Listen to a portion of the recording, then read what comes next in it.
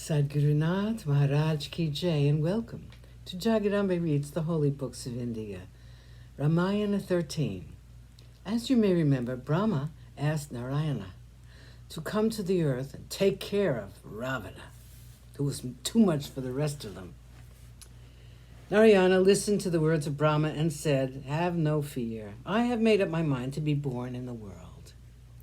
I will destroy this tyrant Ravana with his entire clan, and I have but this one purpose to fulfill when I descend into the world. After killing him, I will rule the earth for 11,000 years before coming back to my abode." Narayana had thought over this problem of the avatara he had to undertake to save the world from Ravana. He had been wondering as to who was worthy enough to be his father, and he knew that Dasaratha, the ever-righteous, who was performing the Putrakama yagna, would be his father. He told the Devas and Brahma about his decision, and they were overjoyed. A few more years and their sorrow would be at an end. They prostrated before him and praised him and his glory in words full of adoration. Narayana said, "To assist me in my mission, you should all be born in the world of men, too.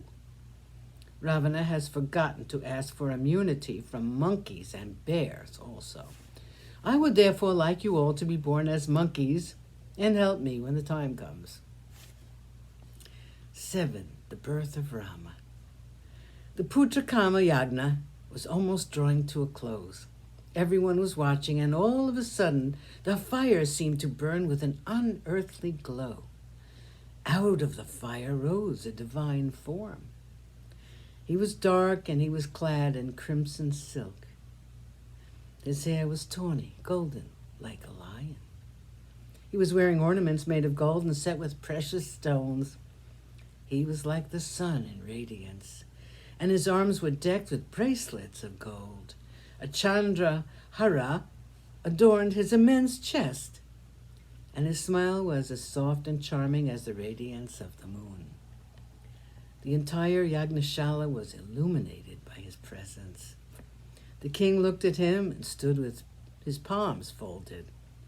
He saw that the divine being held in his hands a golden bowl with a silver covering.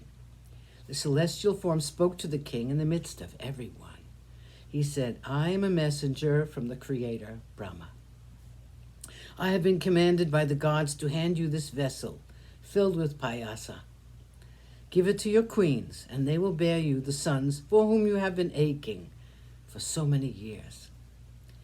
The king prostrated before the divine being and accepted the bowl of payasa with great reverence. When he had taken it in his hands, the divine being blessed him and vanished from his presence. The yagna had come to a glorious conclusion, and the rishis blessed the king and asked him to go into the inner chambers and distribute the payasa to the queens. The king went to Kaushalya, the eldest of the queens, and told her, "Look, my queen, the gods have answered our prayers, and a son is to be born to you." And so saying, he gave her half the payasa and asked her to partake of it. He then gave half of what was left to Sumitra and half of what was left to Kaikeyi, the youngest queen. Seeing that there was still some left, he gave this again to Sumitra, and there was great joy in the hearts of the queens and that of the king. The Devas, after receiving their shares of the Havis, went back to their abodes. The yagna had been completed, and the citizens followed the king and the rishis into the city of Ayodhya. The kings who had attended the yagna went back to their kingdoms, and having been honored by the king, were satisfied. Rishis from different parts of the world returned to their ashrams after taking part in the two yagnas. Sage Shringa, accompanied by his wife Shanta, went back to the kingdom of Anga.